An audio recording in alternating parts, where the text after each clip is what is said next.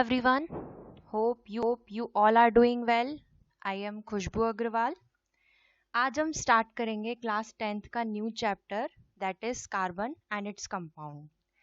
Carbon and its compound बहुत important भी है क्योंकि आप डे टू डे लाइफ में जो भी ऑब्जेक्ट्स यूज करते हो, फॉर एग्जाम्पल आप क्लॉथ्स यूज करते हो, आप फूड जो भी आप खाते हो, वो मोस्टली सारी चीज़ें कार्बन की बनी होती हैं. और कार्बन को स्टडी करना या उसके कंपाउंड्स को स्टडी करना इसीलिए भी इम्पॉर्टेंट है क्योंकि जब आप आगे 11th-12th में ऑर्गेनिक केमिस्ट्री पढ़ोगे तो वहाँ कार्बन की जो बॉन्डिंग है या उसकी प्रॉपर्टीज़ है वो बहुत ज़रूरी हो जाती है ऑर्गेनिक केमिस्ट्री को पढ़ने के लिए. तो कार्बन एंड इट्स कंपाउंड, सबसे पहले कार्बन है क्या, क्यों पढ़ना चाहते हैं? तो पहले मैंने अभी आपको बताया कि जो भी चीज़ आप नॉर्मली यूज करते हो अपनी डेली लाइफ में, जैसे फूड हो गया, फूड वी ईट, जो भी खाना हम खाते हैं वो सब कार्बन से मिलकर बना होता है. सेकेंड इज मेडिसिन्स, आप मेडिसिन्स लेते हो तो मेडिसिन्स भी किससे मिलकर बनी होती है? कार्बन से ही मिलकर बनी होती है. नेक्स्ट आता है क्लॉथ्स, हम जो कपड़े पहनते हैं, कपड़े यूज करते हैं, वो भी सब कार्बन से मिलकर बने होते हैं. फ्यूल, फ्यूल मतलब जैसे पेट्रोल हो गया, तो पेट्रोल में भी कार्बन होता है, मीथेन CH4 होता है, तो कार्बन मीथेन की फॉर्म में कार्बन होता है पेट्रोल के अंदर. और भी बहुत सारी चीज़ें हैं जो कार्बन से मिलकर बनी होती हैं, इसीलिए ये जो कार्बन टॉपिक है ये बहुत ही इम्पोर्टेंट हो जाता है आपके लिए. नेक्स्ट इज, सबसे पहले कार्बन के बारे में थोड़ा सा हम जान लेते हैं कि कार्बन क्या चीज़ है. कार्बन इज एन एलिमेंट, ये सबसे पहले तो क्या है, ये एक एलिमेंट है जिससे मिलकर बहुत सारे कंपाउंड्स बनते हैं. Second is it is a non metal, क्या है ये? एक नॉन मेटल है. सिंबल सी होता है इसका, नॉर्मली ओनली सी, कार्बन है तो केवल ऐसे करके सी लिख देते हैं, तो सी क्या हो गया, इसका सिंबल हो गया. नेक्स्ट हो गया कि carbon is the main constituent of coal. Coal मतलब कोयला हो गया, कोयला जो होता है उसका मेन कॉन्स्टिट्यूएंट क्या चीज होती है? कोल में सबसे ज्यादा क्या चीज होती है? कार्बन होती है. क्या होता है? कार्बन होता है. एंड एक छोटा सा फैक्ट ये भी हो गया कि अर्थ की क्रस्ट पे केवल 0.02% कार्बन होता है. किसकी फॉर्म में? मिनरल्स की फॉर्म में. किसकी फॉर्म में होता है? मिनरल्स की फॉर्म में. कितना होता है? बहुत ही कम होता है, 0.02%. और एटमॉस्फेयर में 0.03% होता है. किसकी फॉर्म में? कार्बन डाइऑक्साइड की फॉर्म में, CO2 की फॉर्म में. हालांकि ये बहुत कम है, जो परसेंटेज है 0.02%, 0.03%, बहुत कम हो गया, लेकिन फिर भी carbon day to day life में बहुत इंपॉर्टेंट टॉपिक है. ठीक है, क्या है? ये सारी चीजें याद रहेंगी. सबसे पहले तो क्या, कार्बन एक एलिमेंट है, ये एक नॉन मेटल है. कार्बन मेन कॉन्स्टिट्यूएंट होता है कोल का. 0.02% कहाँ पर होता है? मिनरल्स में, अर्थ की क्रस्ट पे. और 0.03% कहाँ पर मिलता है? एटमॉस्फेयर में. किसकी फॉर्म में? Carbon dioxide, that is CO2 की फॉर्म में. नेक्स्ट इज, और फैक्ट्स भी इसके क्या हो जाते हैं, अभी हमने पढ़ा कि 0.03%, 0.02% मिलता है. नेक्स्ट है, it is second most abundant element in human body. यहाँ तक कि हमारी जो बॉडी है, ह्यूमन की बॉडी, वो भी किससे मिलकर बनी होती है? कार्बन से मिलकर बनी होती है.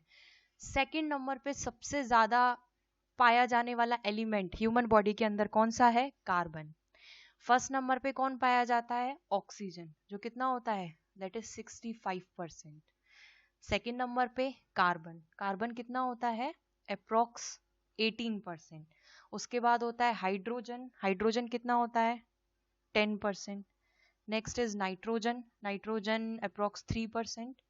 And next is calcium, calcium is 1.5%. तो हमारी ह्यूमन बॉडी में सेकेंड मोस्ट एबंडेंट एलिमेंट कौन सा है? कार्बन. नेक्स्ट आता है, it is the fourth most abundant element in the universe. के यूनिवर्स में जितने भी एलिमेंट्स पाए जाते हैं उसमें फोर्थ नंबर पे सबसे ज्यादा कौन पाया जाता है? कार्बन पाया जाता है. फर्स्ट नंबर पे कौन मिलता है? हाइड्रोजन. नेक्स्ट उसके बाद मिलता है हीलियम, उसके बाद oxygen and then carbon. Human body में second most abundant element and universe में फोर्थ मोस्ट अबंडेंट एलिमेंट है कौन? Carbon. Next is it is the 15th most abundant element in earth crust, कि अर्थ की crust में भी 15th number पे पाया जाता है. अर्थ की क्रस्ट में अभी हमने पढ़ा था कितना मिलता है अर्थ की क्रस्ट में, 0.02% होता है मिनरल्स की फॉर्म में एंड 0.03% एटमॉस्फेयर में. तो अर्थ की क्रस्ट में 15th नंबर पे आता है ये अबंडेंट एलिमेंट में. अर्थ की क्रस्ट में सबसे ज्यादा क्या पाया जाता है? ऑक्सीजन, उसके बाद आता है सिलिकॉन, उसके बाद आता है एल्यूमिनियम, उसके बाद आता है iron and so on. 15th number पे कार्बन हो गया. क्लियर है यहाँ तक? होप सबको क्लियर होगा. Next carbon. तो पहले इसका थोड़ा सा स्ट्रक्चर के बारे में इसके में समझ लेते हैं हम. स्ट्रक्चर क्या है? तो देखो कार्बन है, कार्बन एटम का सिंबल मैंने अभी आपको बताया क्या होता है, सी. कार्बन को किससे शो करते हैं? सी से शो करते हैं. इसका एटॉमिक नंबर क्या होता है? एटॉमिक नंबर होता है इसका 6. क्या होता है? 6. अगर आप इसका इलेक्ट्रॉनिक कन्फिग्रेशन बनाएंगे तो वो क्या बनेगा? 2 4. 4 + 2 6 हो गया, तो 2 4 हो गए. तो उसके लास्ट शेल में कितने इलेक्ट्रॉन्स होते हैं? 4 इलेक्ट्रॉन्स होते हैं. इट मींस कार्बन की वैलेंसी कितनी होती है? 4. नेक्स्ट आते हैं हम इलेक्ट्रॉन, प्रोटॉन और न्यूट्रॉन पर.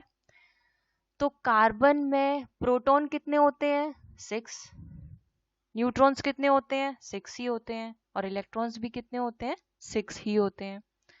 याद रखिएगा इस चीज को. नेक्स्ट उसके बाद अगर आप पीरियोडिक टेबल में देखो तो ये पीरियोडिक टेबल है, इसमें देखिए ये कार्बन, ये रहा, ये कार्बन है.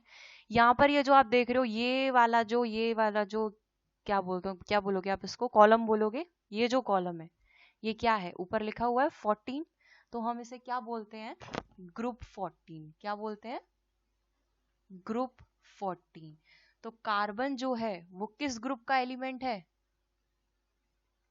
ग्रुप 14 का.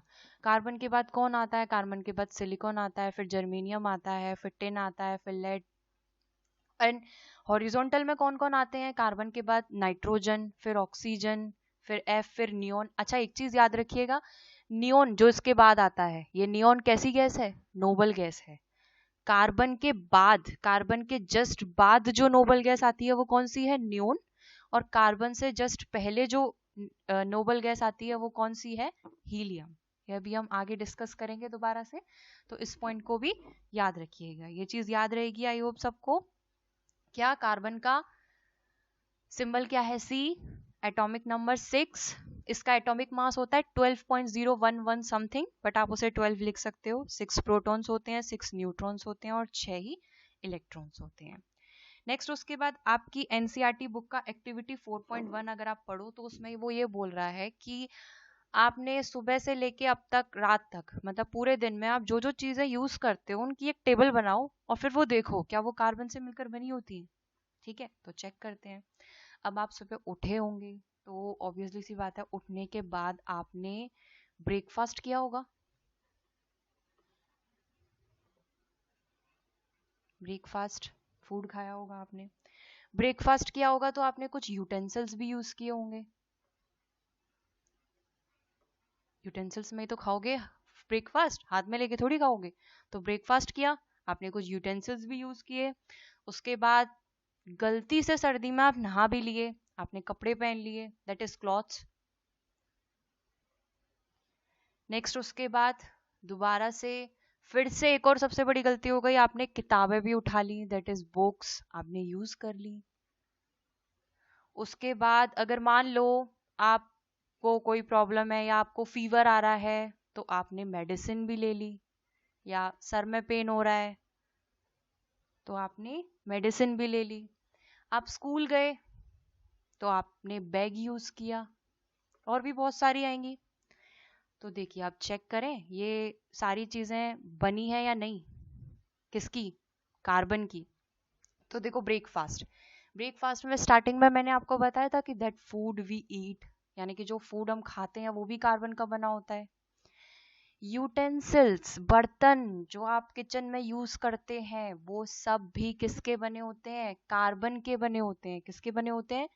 कार्बन के. यूटेंसिल्स पे टेफ्लॉन की, जो नॉन स्टिक आते हैं उनमें टेफ्लॉन की लेयर होती है, टेफ्लॉन के जो बर्तन होते हैं. टेफ्लॉन में भी कार्बन होता है। क्लॉथ्स जो आप कपड़े पहनते हो उसमें भी कार्बन होता है। जो बुक्स आप पढ़ते हो वो उसमें भी कार्बन होता है। मेडिसिन आप लेते हो उसमें भी कार्बन होता है। और जो बैग आप यूज कर रहे हो उसमें भी कार्बन होता है। क्लियर? तो बहुत इंपॉर्टेंट हो गया। नेक्स्ट उसके बाद आते हैं क्या, कोवेलेंट बॉन्ड इन कार्बन। अब कार्बन के बारे में तो पढ़ लिया कि कार्बन का एटॉमिक नंबर क्या होता है, 6 होता है। 6 ही इलेक्ट्रॉन होते हैं। इलेक्ट्रॉनिक कन्फिग्रेशन क्या होता है इसका, 2 और 4। ठीक है। उसके बाद एक नॉन मेटल है, एलिमेंट है, मिलकर कंपाउंड्स बनाता है। अब एलिमेंट अगर मिलकर कंपाउंड्स बना रहा है तो उसमें बॉन्डिंग कौन सी हो रही है, मतलब वो दूसरे एलिमेंट्स के साथ किस तरह से जुड़ रहा है, उसको स्टडी करेंगे। ठीक है। तो अभी तक आप एक बॉन्डिंग को पढ़ चुके हो, that is what, ionic bond. Ionic bond पढ़ चुके हो आप। तो पहले आयनिक बॉन्ड देखते हैं, आयनिक बॉन्ड में क्या होता था। आयनिक बॉन्ड में क्या होता था, loss and gain of electrons, यही होता था। या तो इलेक्ट्रॉन्स को लॉस करता था कोई भी एलिमेंट, या फिर इलेक्ट्रॉन्स को गेन करता था, या फिर आप ये भी कह सकते हो क्या कि ट्रांसफर ऑफ इलेक्ट्रॉन,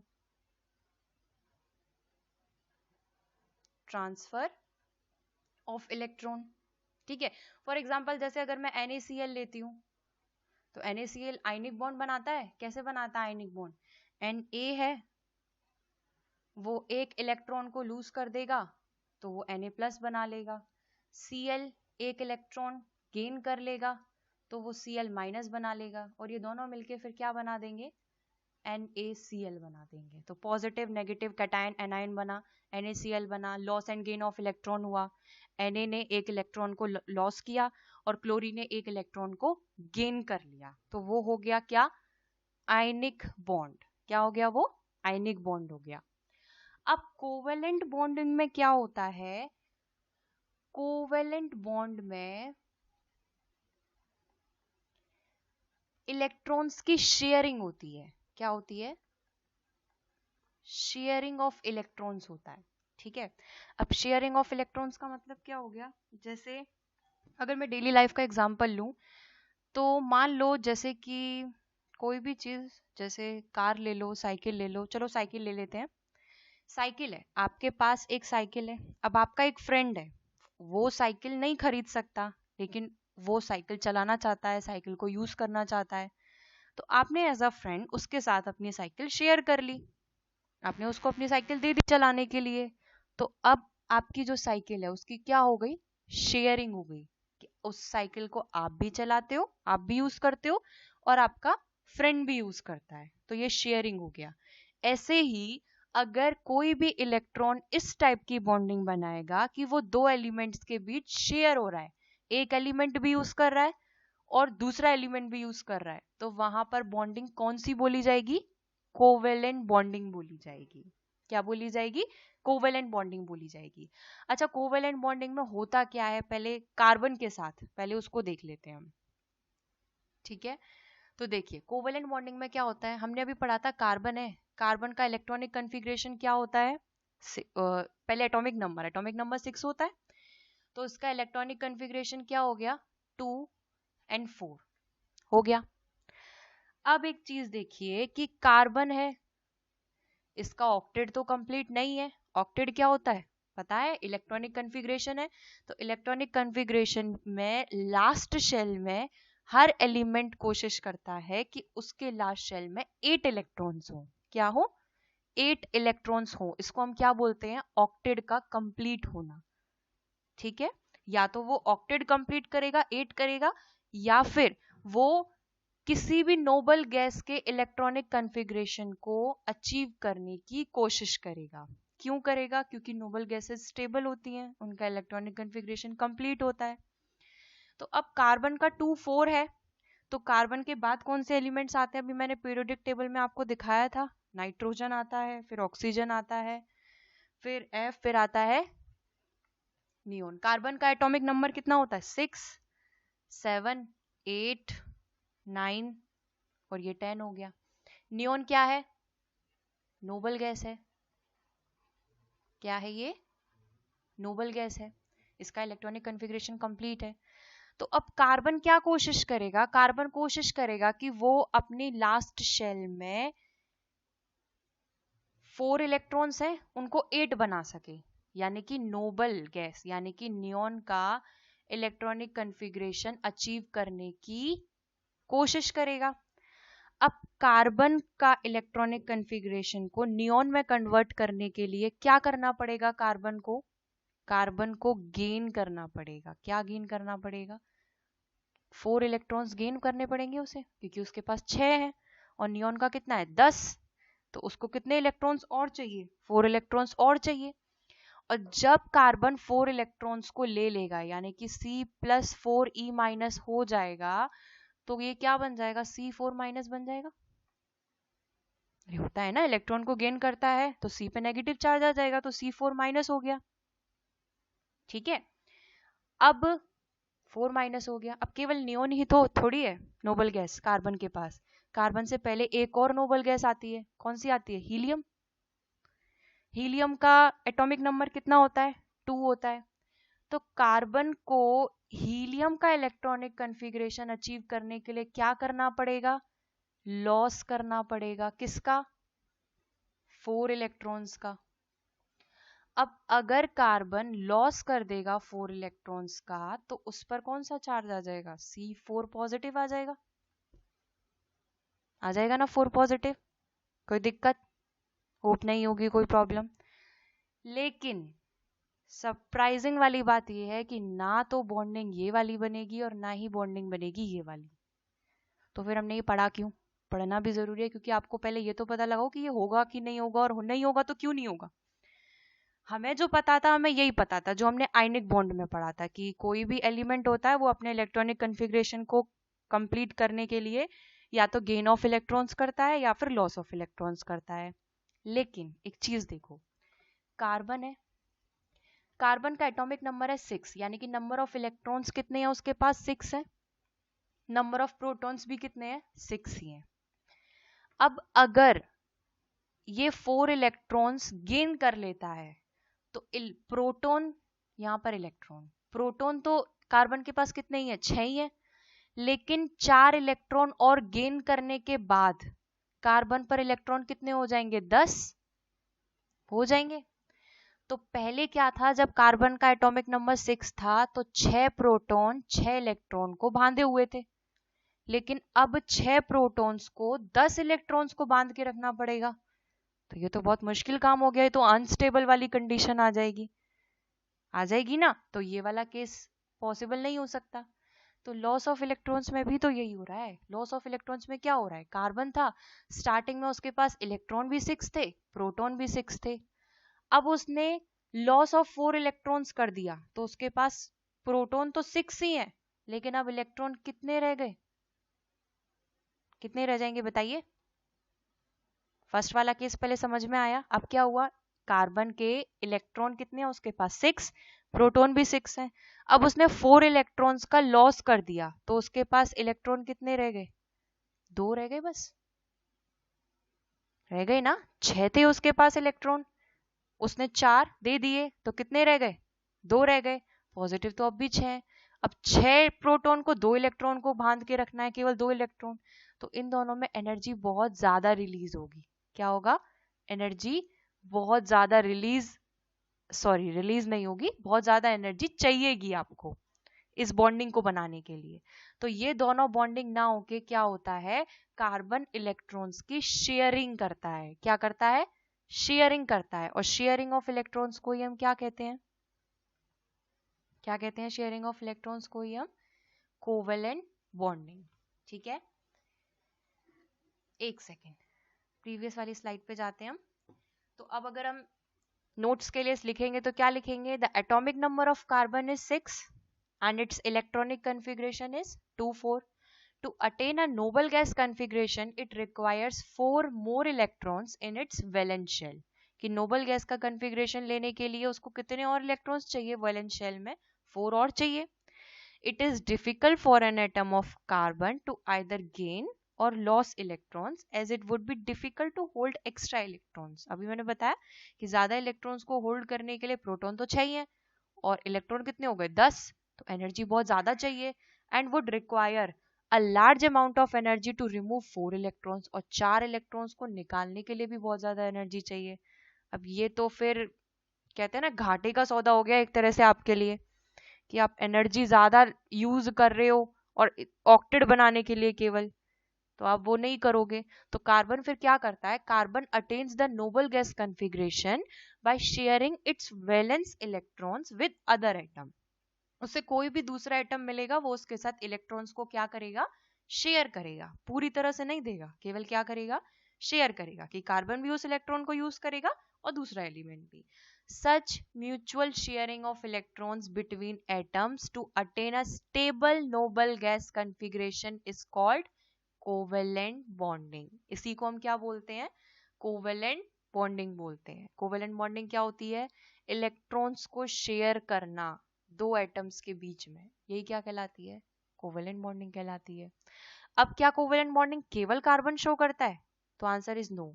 और भी एलिमेंट्स हैं जैसे हाइड्रोजन, हाइड्रोजन भी कोवेलेंट बॉन्ड बनाता है. कैसे बनाता है अभी हम आगे पढ़ेंगे. ऑक्सीजन भी बनाता है, नाइट्रोजन भी बनाता है, क्लोरीन भी बनाता है, और भी बहुत सारे बनाते हैं. ठीक है, तो केवल कार्बन नहीं बनाता, लेकिन कार्बन में कौन सी बॉन्डिंग हो सकती है, केवल mainly covalent bonding. Clear. Next, अब कोवेलेंट बॉन्डिंग भी शेयरिंग पर डिपेंड करके दो टाइप्स की होती है. दो नहीं, मेनली 3 टाइप्स की हो गई. कौन कौन सी. पहली होती है सिंगल कोवेलेंट बॉन्डिंग. कौन सी होती है, single covalent bonding. Single covalent bonding में क्या होता है, सिंगल कोवेलेंट बॉन्डिंग का मतलब होता है कि एक एटम केवल एक इलेक्ट्रॉन ही शेयर करेगा. एक इलेक्ट्रॉन अपना केवल एक इलेक्ट्रॉन शेयर करेगा, कोई भी एटम. जैसे फॉर एग्जांपल, जैसे हम लेते हैं किसका, हाइड्रोजन का. हाइड्रोजन का क्या होता है, H2 होता है. ठीक है, हाइड्रोजन गैस. अब हाइड्रोजन का एटॉमिक नंबर कितना होता है, 1 होता है. यानी कि हाइड्रोजन के पास केवल एक इलेक्ट्रॉन है. अब एक और हाइड्रोजन आया, उसके पास भी एक ही इलेक्ट्रॉन है. तो इनको अपना नोबल गैस कॉन्फ़िगरेशन कंप्लीट करने के लिए हाइड्रोजन के पास कौन सा आता है, हीलियम. हीलियम में कितने होते हैं, 2. तो 2 कंप्लीट करने हैं. तो इसमें आयनिक बॉन्ड नहीं बनाएंगे, मतलब लॉस और गेन ऑफ इलेक्ट्रॉन्स नहीं होगा. ये दोनों क्या करेंगे, शेयरिंग ऑफ इलेक्ट्रॉन्स कर लेंगे एक एक इलेक्ट्रॉन्स की. दैट इज इस हाइड्रोजन का एक और इस वाले हाइड्रोजन का भी एक, ये दोनों क्या कर लेंगे, शेयरिंग कर लेंगे. जो आप सर्कल बनाओगे उसमें जो कॉमन एरिया है उसमें शेयरिंग वाले इलेक्ट्रॉन्स आएंगे. ठीक है, तो अब एक चीज देखिए, इधर वाले हाइड्रोजन ने भी केवल एक ही इलेक्ट्रॉन दिया अपना शेयरिंग के लिए, और दूसरे वाले हाइड्रोजन ने भी केवल एक ही इलेक्ट्रॉन दिया शेयरिंग के लिए. तो ये कौन सी कोवेलेंट बॉन्डिंग हो गई, सिंगल कोवेलेंट बॉन्डिंग. कौन सी हो गई, single covalent bonding. Single covalent bonding है, इसको आप ऐसे भी लिख सकते हो, H ऐसे बार वाली लाइन और H. इसको हम क्या बोलते हैं, सिंगल बॉन्डिंग करते हैं. अगर सिंगल लाइन खींची आपने तो वो क्या हो गई, सिंगल कोवेलेंट बॉन्डिंग हो गई. तो मैं क्या बोल सकती हूँ, सिंगल कोवेलेंट बॉन्डिंग में, सिंगल कोवेलेंट बॉन्डिंग में एक एटम का एक इलेक्ट्रॉन शेयर होता है, या फिर आप ये भी बोल सकते हो कि शेयरिंग ऑफ 1 इलेक्ट्रॉन पेयर होता है. 2 इलेक्ट्रॉन शेयर हुए ना, तो केवल एक पेयर की शेयरिंग हो रही है, तो आप उसे क्या बोलोगे, सिंगल कोवेलेंट बॉन्डिंग. यहाँ पे जो ये हमने लाइन से शो किया है, इसका मतलब क्या है, एक इलेक्ट्रॉन यहाँ पर है, एक इलेक्ट्रॉन यहाँ पर है, एक स्टार्टिंग पॉइंट पे इलेक्ट्रॉन, एक एंडिंग पॉइंट पे इलेक्ट्रॉन. तो ये उसका सिंबल होता है शो करने का. और ये जो बनाया है मैंने ये सर्कल के अंदर, इसको हम क्या बोलते हैं, लुईस डॉट स्ट्रक्चर या इलेक्ट्रॉन डॉट स्ट्रक्चर बोलते हैं इसको. ठीक है, क्लियर है. नेक्स्ट आते हैं, ये तो हो गया हाइड्रोजन का. उसके बाद नेक्स्ट है क्लोरीन का. तो क्लोरीन का भी बनाते हैं, Cl2. ठीक है, तो पहले आपको एटॉमिक नंबर थोड़े से याद करने पड़ेंगे, एटॉमिक नंबर याद होनी चाहिए आपको। क्लोरीन का कितना होता है एटॉमिक नंबर? 17। इसका जब आप इलेक्ट्रॉनिक कन्फिग्रेशन बनाएंगे तो क्या बनेगा? 2 8 7। इट मीन्स लास्ट शेल में कितने इलेक्ट्रॉन्स हैं? 7। जब आप लुईस डॉट स्ट्रक्चर या फिर इलेक्ट्रॉन डॉट स्ट्रक्चर बनाओगे तब आप वहां पर जो इलेक्ट्रॉन शो करोगे वो कौन से इलेक्ट्रॉन होंगे? वैलेंस इलेक्ट्रॉन, मतलब जो लास्ट शेल वाले इलेक्ट्रॉन्स हैं। केवल ये 7 इलेक्ट्रॉन्स को हम शो करेंगे, 2 और 8 से हमको कोई लेना देना नहीं है, कोई मतलब ही नहीं है। तो अब Cl कितने हैं आपके पास? 2। Cl2 है ना, तो 2 Cl है, तो पहले 2 Cl बना लो। एक Cl इधर, एक Cl इधर। अब दोनों के पास पहले शो करो कितने हैं? 7। तो 1 2 3 4 5 6 7। इधर भी 1 2 3 4 5 6 7 हो गया। अब पहले खुद सोचिए, Cl को अपना ऑक्टेट कंप्लीट करने के लिए कितना इलेक्ट्रॉन और चाहिए? केवल एक और चाहिए ना, क्योंकि 7 है।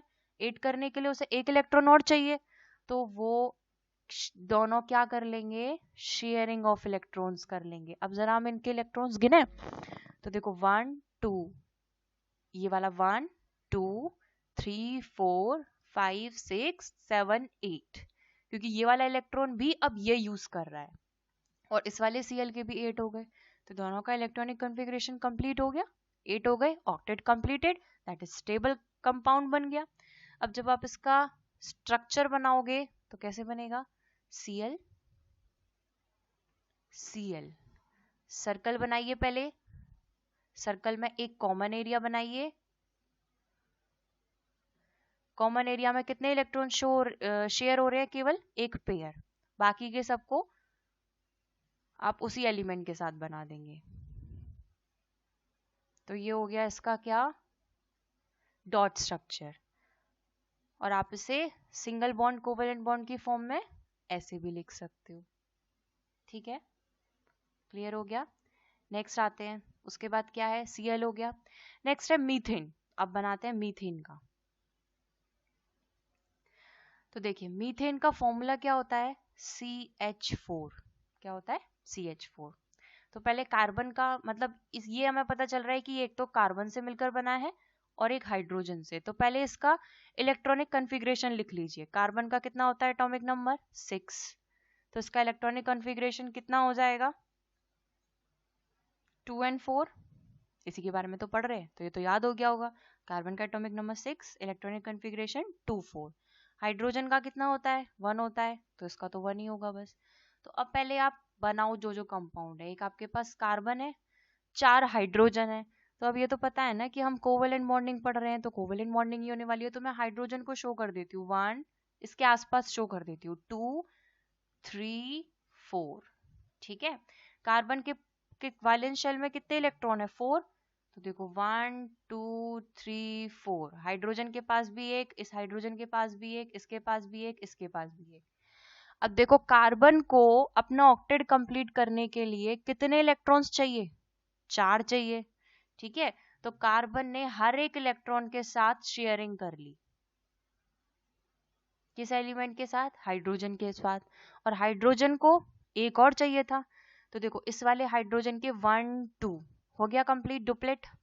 अच्छा एक चीज और, जब आप 2 इलेक्ट्रॉन्स कंप्लीट करते हो तो आप वो वर्ड बोलते हो क्या? डुप्लेट। क्या बोलते हो? डुप्लेट। और जब 8 इलेक्ट्रॉन्स लाते हैं हम, तो हम उस जगह क्या यूज करते हैं? ऑक्टेट कंप्लीट करना। ठीक है, अच्छा कार्बन के गिने तो 1 2 3 4। 4 हो गए, और भी होंगे क्या? होंगे ना, आपने शेयरिंग की है हाइड्रोजन के साथ। तो 5 6 7 8, कार्बन के हो गए 8। अब जब आप इसका स्ट्रक्चर बनाओगे तो कैसे बनेगा? कार्बन, पहले सर्कल बना लो। तो आपको पता है चारों तरफ शेयरिंग होने वाली है, तो चारों तरफ कॉमन एरिया आएगा। तो पहले चारों तरफ कॉमन एरिया बना लो। स्ट्रक्चर की आपको थोड़ी सी प्रैक्टिस करनी पड़ेगी। प्रैक्टिस करोगे तो इतना टफ नहीं है, इजी है, आ जाएगा। अब देखो यहाँ पे भी हाइड्रोजन, इधर भी हाइड्रोजन, हाइड्रोजन, हाइड्रोजन। कार्बन के पास शेयरिंग देखो, यहाँ पे शेयरिंग हुई 2, एक पेयर। इधर भी एक पेयर, इधर भी एक पेयर, इधर भी एक पेयर। हो गया, बन गया इसका डॉट स्ट्रक्चर, सिंपल। अच्छा, अब एक क्वेश्चन आपके माइंड में अराइज हो सकता है कि ये तो सिंगल कोवेलेंट बॉन्डिंग का एग्जांपल है, पर इसमें तो 1 2 3 4 पेयर्स की शेयरिंग हो रही है। नहीं, ध्यान से देखो, कार्बन और एक हाइड्रोजन, दो एलिमेंट्स अगर मैं लेती हूँ तो दो एलिमेंट्स के बीच एक ही इलेक्ट्रॉन पेयर की शेयरिंग हो रही है, क्योंकि देखो ये कार्बन और ये हाइड्रोजन, इन दोनों के बीच किसकी शेयरिंग हो रही है? केवल दो इलेक्ट्रॉन्स की, मतलब केवल एक इलेक्ट्रॉन पेयर। फिर ये कार्बन और ये हाइड्रोजन लेती हूं मैं, तो भी एक ही है। एक ही एलिमेंट से कार्बन की दो इलेक्ट्रॉन पेयर या तीन इलेक्ट्रॉन पेयर की शेयरिंग नहीं हो रही है, ठीक है। तो जब आप इसका बॉन्ड स्ट्रक्चर बनाओगे तो कैसे बनेगा? H H H H CH4 का। आई होप सबको क्लियर हो गया होगा। नेक्स्ट, अब उसके बाद हाइड्रोजन हो गया, क्लोरीन हो गया, मीथेन हो गया। हाइड्रोजन क्लोराइड भी सेम ऐसा ही है। अब आप इसकी प्रैक्टिस करेंगे। Hydrogen chloride, water, ammonia and what is this? Ethane. Ethane का फॉर्मूला क्या होता है? C2H6। क्या होता है? C2H6। दो कार्बन, 1 2 3 4 5 6 हाइड्रोजन। ऑलराइट। नेक्स्ट, अब वो सिंगल कोवेलेंट बॉन्डिंग थी। नेक्स्ट आती है डबल कोवेलेंट बॉन्डिंग। तो अब फिर से नाम से ही क्लियर हो गया होगा, डबल कोवेलेंट बॉन्डिंग का मतलब क्या है। यहाँ पे अब जो शेयरिंग होने वाली है उसमें दो इलेक्ट्रॉन पेयर्स होंगे। क्या होंगे? दो इलेक्ट्रॉन पेयर होंगे। इसका मतलब नंबर ऑफ इलेक्ट्रॉन्स कितने शेयर होंगे? 4। ठीक है। कैसे? अब जैसे हम यहाँ पे ऑक्सीजन है, ऑक्सीजन का एग्जाम्पल से समझते हैं इसको। ऑक्सीजन, तो वही जो हम मेथड यूज करते हैं स्टेप बाय स्टेप। पहले ऑक्सीजन का एटॉमिक नंबर कितना होता है? 8। इलेक्ट्रॉनिक कन्फिग्रेशन कितना हो गया? फिर 2 और 6 हो गया। हो गया। अब दो ऑक्सीजन है, वैलेंस शेल में इलेक्ट्रॉन कितने हैं? 6। तो आपने ऑक्सीजन लिया, अब देखो 1 2 3 4 5 6। एक और ऑक्सीजन लिया, 1 2 3 4 5 6। अब ऑक्सीजन के एक एलिमेंट को अपना ऑक्टेट कंप्लीट करने के लिए कितने इलेक्ट्रॉन्स और चाहिए? 2 और चाहिए। तो एक इलेक्ट्रॉन तो उसने इसके साथ शेयरिंग कर ली, एक इसके साथ शेयरिंग कर ली। अब गिने तो देखो 1 2 3 4 5 6 7 8। सेम दूसरे वाले ऑक्सीजन के। तो जब आप इसका अब इलेक्ट्रॉन डॉट स्ट्रक्चर बनाओगे तो कैसे बनेगा? वही सर्कल बनाओ, कॉमन पार्ट बनाओ। यहाँ ऑक्सीजन हो गया, कितने इलेक्ट्रॉन शेयर हुए? 4। तो 4 इलेक्ट्रॉन्स आएंगे अब इधर कॉमन पार्ट में, और बाकी के इलेक्ट्रॉन्स को एलिमेंट के साथ ही शो कर दो। तो ये हो गया इसका स्ट्रक्चर। बॉन्डिंग स्ट्रक्चर बनाओगे तो अब यहाँ पे दो लाइंस से शो करोगे। कैसे? ऑक्सीजन डबल लाइन, ऑक्सीजन क्या बोलते हैं इसको? डबल लाइन नहीं बोलते, डबल बॉन्ड बोलते हैं, वो मैंने समझाने के लिए बोला। ठीक है, ये क्या हो गया? Double covalent bond. क्लियर हुआ? सिंगल कोवेलेंट बॉन्ड में क्या होता है? सिंगल कोवेलेंट बॉन्ड में केवल दो इलेक्ट्रॉन शेयर होते थे। दो इलेक्ट्रॉन शेयर होते हैं मतलब एक पेयर, क्योंकि एक पेयर में दो इलेक्ट्रॉन। और डबल कोवेलेंट बॉन्डिंग में कितने इलेक्ट्रॉन शेयर होते हैं? 4, मतलब दो इलेक्ट्रॉन पेयर। ठीक है, क्लियर हो गया। और एग्जांपल देखते हैं। कार्बन डाइऑक्साइड, कार्बन डाइऑक्साइड का भी सेम ऐसा ही होता है। अब इसका डॉट स्ट्रक्चर बनाने की आप प्रैक्टिस करेंगे। इथीन का भी यही होता है, और कार्बन डाई सल्फाइड का भी यही होता है। ठीक है, नेक्स्ट आते हैं हम। सिंगल हो गया, डबल हो गया, नेक्स्ट आता है triple covalent bonding. Triple covalent bonding में क्या होगा? आगे बढ़ो। ट्रिपल कोवेलेंट बॉन्डिंग मतलब सिंगल में कितने इलेक्ट्रॉन शेयर हो रहे थे? केवल एक, 1 इलेक्ट्रॉन शेयर हो रहा था। ठीक है, या फिर मैं ये बोल सकती हूँ क्या, पूरा नंबर ऑफ पेयर्स वगैरह से लिखते हैं। ठीक है, सिंगल में इलेक्ट्रॉन्स कितने शेयर हो रहे थे? एक। और पेयर कितने थे? पेयर भी एक ही था, है ना। डबल कोवेलेंट बॉन्डिंग में इलेक्ट्रॉन्स कितने शेयर हो रहे थे? 2। पेयर कितने थे? पेयर भी दो ही थे ना, दो ही। और ट्रिपल कोवेलेंट बॉन्डिंग में इलेक्ट्रॉन्स कितने शेयर होंगे? सोच के बताओ जल्दी फटाफट। 6 इलेक्ट्रॉन शेयर होंगे। कितने शेयर होंगे? 6 इलेक्ट्रॉन शेयर होंगे। एक सेकंड, मैंने कुछ गलती कर दी है क्या? नहीं, सही किया। एक एलिमेंट का, यहाँ पर क्या है, 1 एलिमेंट का, और लिख लेना 1 एलिमेंट के कितने इलेक्ट्रॉन? 1 शेयर। एक ही एलिमेंट के 2 शेयर। अगर मैं टोटल इलेक्ट्रॉन शेयर निकालूं तो यहाँ पर कितने होते हैं सिंगल में? 2, और यहाँ पर कितने होते हैं? 4। ट्रिपल कोवेलेंट बॉन्डिंग में एक एलिमेंट कितने शेयर करता है? 3। ये टोटल है। एक एलिमेंट कितने शेयर करेगा? 3। टोटल कितने इलेक्ट्रॉन शेयर होंगे? 6। और अगर मैं पेयर की बात करूं तो कितने पेयर होंगे? 3। ठीक है। जैसे नाइट्रोजन का एग्जांपल लेते हैं। नाइट्रोजन क्या होता है? N2। नाइट्रोजन का एटॉमिक नंबर कितना होता है? 7। इलेक्ट्रॉनिक कन्फिग्रेशन हो गया 2 5।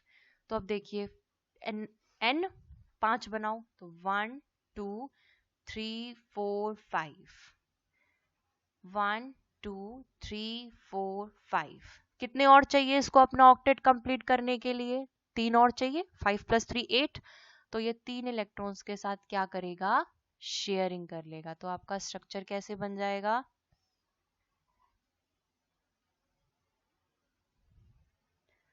सिक्स इलेक्ट्रॉन्स की शेयरिंग हुई तो कॉमन पार्ट में आप 6 इलेक्ट्रॉन्स बनाओगे, बाकी के 2 नाइट्रोजन के साथ। तो ये इसका लुईस डॉट स्ट्रक्चर हो गया। ठीक है। अब आप ये प्रोपाइन का और इथाइन का प्रैक्टिस करेंगे खुद घर पे। नेक्स्ट आते हैं प्रॉपर्टीज ऑफ कोवेलेंट कंपाउंड। पहले समझ में आया यहाँ तक? कोवेलेंट बॉन्डिंग क्या चीज होती है? Sharing of electrons. कि कार्बन जब दूसरे एलिमेंट के साथ मिलकर कोई कंपाउंड बनाता है तो वो बॉन्डिंग कौन सी करता है? कोवेलेंट बॉन्डिंग करता है। कोवेलेंट बॉन्डिंग मतलब शेयरिंग ऑफ इलेक्ट्रॉन्स करता है। कोवेलेंट बॉन्डिंग कितने टाइप की होती है? 3 टाइप की। Single covalent bonding, double covalent bonding and triple covalent bonding. Single covalent bonding में कितने पेयर शो होते हैं? शो मतलब कितने शेयर होते हैं? केवल एक पेयर। डबल कोवेलेंट बॉन्डिंग में 2 पेयर शेयर होते हैं और ट्रिपल कोवेलेंट बॉन्डिंग में 3 पेयर शेयर होते हैं। नेक्स्ट आती है properties of covalent compounds. Properties of covalent compounds क्या? पहली चीज, they are insoluble in water but soluble in organic solvents. कि जितने भी कोवेलेंट कंपाउंड्स होते हैं, मतलब ऐसे कंपाउंड जिसमें कोवेलेंट बॉन्डिंग होती है, वो सभी वाटर में इनसॉल्यूबल होते हैं। मतलब वाटर में मिक्स नहीं होते। किस में मिक्स हो जाते हैं? ऑर्गेनिक सॉल्वेंट्स में मिक्स हो जाते हैं। Next is they do not conduct electricity as they do not form ions. कि ये इलेक्ट्रिसिटी को कंडक्ट नहीं कर सकते। क्यों नहीं कर सकते? क्योंकि इलेक्ट्रिसिटी वही कंडक्ट करते हैं जो आयन बनाते हैं। आयन मतलब इलेक्ट्रिसिटी का मतलब क्या हो गया? पॉजिटिव नेगेटिव चार्ज होना चाहिए। बट यहाँ तो पॉजिटिव नेगेटिव चार्ज होता ही नहीं है। आयनिक कंपाउंड में होता है, कोवेलेंट कंपाउंड में नहीं बनता। तो यहाँ पर इलेक्ट्रिसिटी भी कंडक्ट नहीं होती। Next is they have low melting and boiling point. इनका मेल्टिंग और बॉइलिंग पॉइंट बहुत ही कम होता है। बहुत ही कम क्यों होता है? क्योंकि देखो, मेल्टिंग करना और बॉइलिंग करना, इसका मतलब क्या होता है? जैसे कि मान लो जैसे जैसे जैसे मैंने कोई भी आइस क्यूब ले लिया। ठीक है, आइस क्यूब ले लिया। अब मैं उसे मेल्ट कर रही हूँ, तो इसका मतलब मैं आइस को किस में कन्वर्ट कर रही हूँ? वाटर में कन्वर्ट कर रही हूँ। एग्री? अब आइस किस स्टेट में होती है? सॉलिड स्टेट में। और वाटर किस स्टेट में होता है? लिक्विड में। यानी कि सॉलिड से लिक्विड में जाने के लिए क्या करना पड़ेगा? हमें एटम्स के बीच की डिस्टेंस को बढ़ाना पड़ेगा। क्यों? क्योंकि सॉलिड के जो एटम्स होते हैं वो बहुत क्लोजली पैक्ड होते हैं। लिक्विड के एटम सॉलिड के कंपैरिजन में दूर दूर होते हैं। तो हमें इन एटम्स के बीच की डिस्टेंस को बढ़ाना पड़ेगा ना। तो एटम्स के बीच की डिस्टेंस को अगर हम बहुत ही आसानी से हटा सकते हैं, मतलब बहुत ही आसानी से एटम्स को दूर दूर कर सकते हैं, तो उनका मेल्टिंग पॉइंट बहुत लो हो जाएगा। उनको आप बहुत ही आसानी से, बहुत कम एनर्जी देके आप उनको लिक्विड में चेंज कर सकते हो, मतलब उनकी स्टेट को चेंज कर सकते हो। ठीक है। अब कोवेलेंट बॉन्डिंग की मेल्टिंग पॉइंट और बॉइलिंग पॉइंट बहुत लो है, यानी कि बहुत ही कम एनर्जी देकर आप इस बॉन्डिंग को तोड़ सकते हो। ऐसा क्यों? क्योंकि देखो, शेयरिंग वाले डेली लाइफ एग्जांपल पे आते हैं। यहाँ पे क्या हो रही है? इलेक्ट्रॉन्स की शेयरिंग ही तो हो रही है। तो आपने क्या शेयर किया था? साइकिल शेयर की थी। तो जब आपने साइकिल को शेयर किया, अब मान लो अगर आपको साइकिल से कहीं पे जाना है, मान लो कहीं मार्केट जाना है या कुछ सामान लेने जाना है, और उसी टाइम पे आपके फ्रेंड को भी वो साइकिल चाहिए चलाने के लिए, तो वो साइकिल कौन लेगा? दोनों में लड़ाई हो जाएगी ना बहुत आसानी से। इसका मतलब शेयरिंग वाले पार्ट में लड़ाई करवाना बहुत आसान है, मतलब दोनों को दूर दूर करना बहुत इजी है। यही इसमें हो रहा है, इलेक्ट्रॉन्स की शेयरिंग हो रही है, तो जब दोनों को जरूरत पड़ेगी एक साथ तो वो बॉन्डिंग टूट जाएगी। ठीक है, तो इनका मेल्टिंग और बॉइलिंग पॉइंट कैसा होता है? लो होता है। फोर्थ पॉइंट हो गया क्या? They exist in solid, liquid as well as in gaseous state. ये सॉलिड स्टेट में भी पाए जाते हैं, लिक्विड स्टेट में भी पाए जाते हैं और गैसियस स्टेट में भी पाए जाते हैं। क्लियर? यहाँ पर आपका कोवेलेंट बॉन्डिंग खत्म होता है। नेक्स्ट आता है उसके बाद, यहाँ पर कार्बन के लिए हम एक वर्ड यूज करते हैं कि carbon is a versatile element. ठीक है, कि कार्बन बहुत ही ज्यादा वर्सेटाइल एलिमेंट होता है। वर्सेटाइल का मतलब क्या होता है? वर्सेटाइल का मतलब होता है कि उसके अंदर बहुत सारी प्रॉपर्टीज होती हैं। क्या होती हैं? बहुत सारी प्रॉपर्टीज होती हैं जो उसे अदर एलिमेंट से यूनिक बनाती हैं। तो अब वो मेन प्रॉपर्टीज कौन सी हैं जो कार्बन को अदर एलिमेंट से यूनिक बनाती हैं? अब हम उनके बारे में पढ़ेंगे। ठीक है, तो पहली प्रॉपर्टी आती है आपकी कैटिनेशन, जो बहुत इंपॉर्टेंट भी है एग्जाम के लिए। क्या आती है? कैटिनेशन। कैटिनेशन का मतलब होता है लंबी चेन बनाना। क्या चीज? कार्बन में एक एबिलिटी होती है। कार्बन में क्या एबिलिटी होती है? वैसे तो बहुत सारी एबिलिटी है, लेकिन फिर भी एक एबिलिटी और है कि कार्बन कार्बन को एक कार्बन से जोड़ दो, दोबारा फिर कार्बन से जोड़ दो, फिर और कार्बन से जोड़ दो, ऐसे जोड़ते चले जाओ। तो ये सेल्फ लिंकिंग भी कर सकता है, कितनी भी लंबी से लंबी चेन बना सकता है। ठीक है, इसी प्रॉपर्टी को बोलते हैं हम कैटिनेशन। मतलब जैसे कार्बन है ना, कार्बन का एटॉमिक नंबर कितना होता है? 6 होता है। इलेक्ट्रॉनिक कन्फिग्रेशन कितना हो गया? 2 4 हो गया। तो कार्बन के लास्ट शेल में 4 इलेक्ट्रॉन्स हैं। अब मैंने एक और कार्बन ले लिया यहाँ पे, अब इसने यहाँ पे शेयरिंग कर ली कार्बन से ही, फिर नेक्स्ट कार्बन से ही कर ली दोबारा से शेयरिंग, बॉन्डिंग कार्बन के बीच में बन रही है, ऐसे बनती जा रही है। तो ये सेल्फ लिंकिंग हो गई और ये लंबी से लंबी चेन बना सकता है। इसी प्रॉपर्टी को बोलते हैं हम कैटिनेशन। ठीक है, तो ये बहुत इंपॉर्टेंट प्रॉपर्टी है कार्बन की कि catenation is the ability of carbon to form long chains, लंबी चेन्स बना सकता है। In fact carbon atoms are unique because of catenation. किसकी वजह से यूनिक होते हैं? कैटिनेशन प्रॉपर्टी की वजह से। कैटिनेशन मतलब self linking ability of carbon to form long chains. They are unique among all of the other atoms found in nature. Catenation can be defined as the self-linking of atoms of an element to form chains and rings. ठीक है, self linking होती है। Catenation क्या होता है? Self linking ability of carbon to form long chains. अब catenation भी carbon 3 type से कर सकता है। कैसे कर सकता है 3 टाइप से? तो देखो, एक पहला कैटेनेशन होता है स्ट्रेट चेन का, स्ट्रेट चेन का, कि कार्बन फिर कार्बन फिर कार्बन फिर से कार्बन हो गया, फिर कार्बन हो गया, फिर कार्बन हो गया। ऐसे कार्बन क्या कर रहा है? स्ट्रेट चेन बना रहा है। ये ऊपर बॉन्डिंग बना दी है मैंने, किसी और एलिमेंट से जुड़ जाएगा। ठीक है, तो ये स्ट्रेट चेन बन रही है ना, तो ये हो गया स्ट्रेट चेन कोवेलेंट बॉन्डिंग। ठीक है, कैटिनेशन प्रॉपर्टी हो गई ये भी। दूसरी क्या चीज हो सकती है? स्ट्रेट चेन तो बना ही रहा है, अब उसके साथ साथ इसने ब्रांचिंग में भी कार्बन को जोड़ लिया, ऐसे करके, ऐसे ब्रांच में भी कार्बन जुड़ गया। तो ये क्या कहलाएगा? Branched chain. क्या कहलाएगा? Branched chain. ठीक है, यहाँ पर केवल लॉन्ग चेन बन रही थी, यहाँ पर ब्रांच में भी आ गया। लॉन्ग चेन कौन सी है? ये वाली स्ट्रेट चेन। ये दोनों कार्बन कहाँ जुड़े हुए हैं? ब्रांच में। जैसे पेड़ होता है ना, पेड़ पेड़ का लंबा तना होता है, उसमें शाखाएं निकलती हैं, ब्रांच निकलती हैं। सेम यही हो रहा है कि इसमें भी बड़ा सा चेन है और इसमें क्या निकल रही है? ऊपर नीचे ब्रांच निकल रही है। और किसी से लिंकिंग है? खुद से ही लिंकिंग है, कैटिनेशन प्रॉपर्टी है। थर्ड होता है रिंग। जैसे इसका मोस्ट इंपॉर्टेंट एग्जांपल है बेंजीन, C6H6। ये कैसे बनता है? इस ऐसे बनता है, 1 2 3 4 5, एक मिनट, 6। देखो कितने कार्बन है इसमें? 1 2 3 4 5 6। तो ये बेंजीन हो गया। बेंजीन के स्ट्रक्चर में 2 बॉन्डिंग और होती है, मतलब यहाँ पे डबल बॉन्ड होगा, फिर सिंगल बॉन्ड, फिर डबल बॉन्ड, फिर सिंगल बॉन्ड, फिर डबल बॉन्ड, फिर सिंगल बॉन्ड। ठीक है, मेनली इसका स्ट्रक्चर कैसे बनाते हैं, ऐसे भी बनाते हैं, ऐसे हेक्सागोन बनाइए और उसमें एक छोड़ के एक डबल बॉन्ड बना दो कि एक डबल बॉन्ड, फिर सिंगल हो गया, फिर डबल बॉन्ड, फिर सिंगल हो गया, फिर डबल बॉन्ड। यहाँ पे जो कॉर्नर्स हैं ये किसको शो कर रहे हैं, ये शो कर रहे हैं कार्बन को, कि कॉर्नर्स पे क्या आ रहा है, कार्बन आ रहा है। तो ये क्या बन रही है, आपकी रिंग बन रही है। क्या बन रही है, रिंग बन रही है। पर हो तो कैटिनेशन ही रहा है, कि सेल्फ लिंकिंग हो रही है कार्बन की। तो समझ में आया, 3 टाइप्स की हो गया कैटिनेशन की। एक तो कार्बन स्ट्रेट चेन बना सकता है, एक ब्रांच्ड चेन बना सकता है, और एक क्या बना सकता है, रिंग बना सकता है।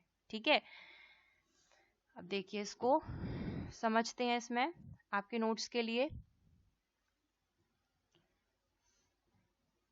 एक सेकेंड, आई थिंक ये स्लाइड थोड़ी छोटी हो गई है।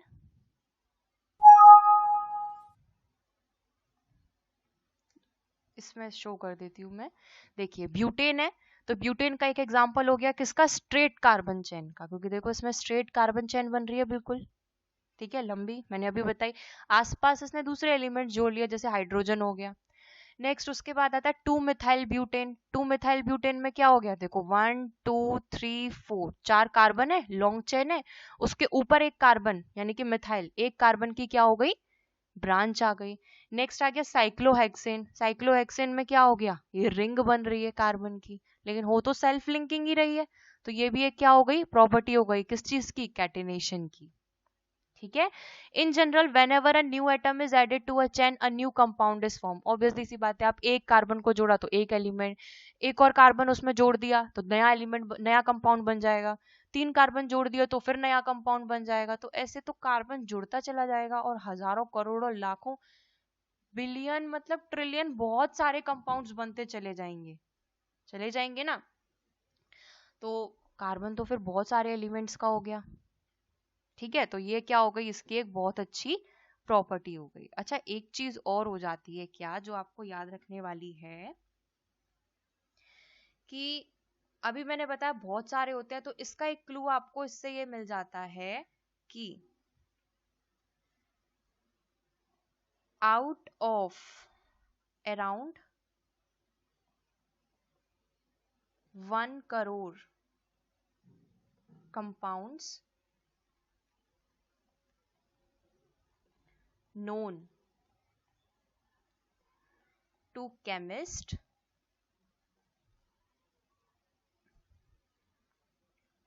90 lakhs are carbon compounds.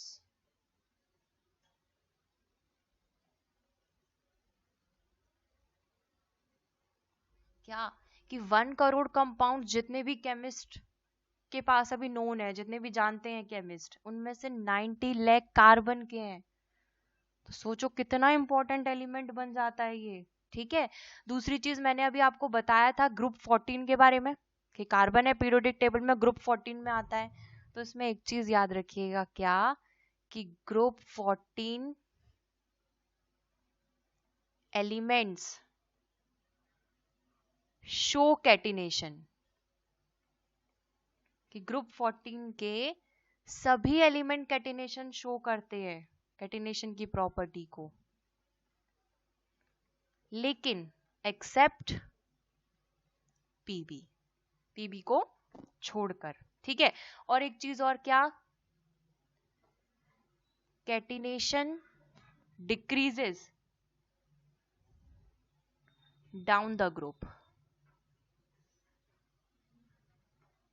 Carbon 40 वो ग्रुप 14 के जितने भी एलिमेंट्स हैं वो सब शो करते हैं क्या, कैटिनेशन प्रॉपर्टी सबके अंदर होती है, लेकिन जैसे जैसे आप ग्रुप 14 में नीचे की तरफ जाते जाओगे कैटिनेशन की प्रॉपर्टी कम होती जाएगी। तो ग्रुप 14 में सबसे फर्स्ट नंबर पे कौन आता है, कार्बन ही तो आता है। तो कार्बन में सबसे ज्यादा कैटिनेशन प्रॉपर्टी होती है, और नीचे जाते जाते जाते जाते क्या होती है, कैटिनेशन प्रॉपर्टी कम हो जाती है। और तीसरी चीज एक और याद रखना, कि कार्बन कार्बन का जो बॉन्ड होता है वो बहुत स्ट्रॉन्ग बॉन्ड होता है। क्यों होता है, उसका एक रीजन ये भी है कि जब कार्बन कार्बन के साथ बॉन्डिंग बनाता है तो उसका साइज कैसा होता है, स्मॉल होता है। क्या होता है, स्मॉल होता है। तो carbon carbon bond is strong due to its small size, कि अपने छोटे साइज की वजह से कार्बन का जो साइज है वो क्या होता है, मतलब कार्बन का जो बॉन्डिंग है वो बहुत अच्छा होता है, किसकी वजह से, उसके छोटे साइज की वजह से। अब कैटिनेशन प्रॉपर्टी कंप्लीट हुई। नेक्स्ट आती है टेट्रावेलेंसी। टेट्रावेलेंसी क्या होता है? टेट्रावेलेंसी का मतलब होता है, देखो केमिस्ट्री की लैंग्वेज में टेट्रा का मतलब क्या होता है, 4। तो जब हम कार्बन का इलेक्ट्रॉनिक कॉन्फ़िगरेशन बनाते हैं तो हम कैसे बनाते हैं, कार्बन है, कार्बन का एटॉमिक नंबर होता है 6, इसका इलेक्ट्रॉनिक कॉन्फ़िगरेशन हो गया 4। तो ये जो 4 है ये वैलेंसी है ना इसकी, तो हम इसी को क्या बोल सकते हैं कि 4 का मतलब हो गया टेट्रा। 4 को केमिस्ट्री की लैंग्वेज में बोलते हैं टेट्रा, और ये क्या है, इसकी वैलेंसी है। तो कार्बन क्या शो करता है, टेट्रा वैलेंसी शो करता है। क्या शो करता है, टेट्रा वैलेंसी शो करता है। तो carbon has 4 electrons in its valence shell. Carbon के पास कितने इलेक्ट्रॉन्स होते हैं, 4 इलेक्ट्रॉन होते हैं, किसमें, इसकी वैलेंस शेल में, मतलब लास्ट शेल में। This property of having 4 valence electrons is known as tetravalency. इसी प्रॉपर्टी को हम क्या कहते हैं, टेट्रावैलेंसी कहते हैं। भाई कार्बन 4 इलेक्ट्रॉन है उसके पास, तभी तो वो 4 और बॉन्ड बना सकता है 8 कंप्लीट करने के लिए। तो ये भी उसकी एक यूनिकनेस हो गई। Because of this characteristic carbon can form compounds, ये ऑक्सीजन के साथ भी बना लेता है, हाइड्रोजन के साथ भी बना लेता है, सल्फर के साथ भी बना लेता है, क्लोरीन के साथ भी बना लेता है, और भी बहुत सारे एलिमेंट्स के साथ बना लेता है। तो ये हो गई इसकी दूसरी प्रॉपर्टी। तो कार्बन की वो प्रॉपर्टी कौन कौन सी है जो इसे अदर कंपाउंड से डिफर करती हैं, that is catenation and tetravalency, और एक आप ये भी लिख सकते हो कि उसका साइज बहुत स्मॉल होता है। ठीक है, तो आज ये चैप्टर अभी हम यहीं तक करते हैं, उसके बाद नेक्स्ट टॉपिक आएगा हमारा एलोट्रॉप्स का, उसको हम अपने नेक्स्ट लेक्चर में कंटिन्यू करेंगे। आई होप आप सबको समझ में आया होगा। Thank you.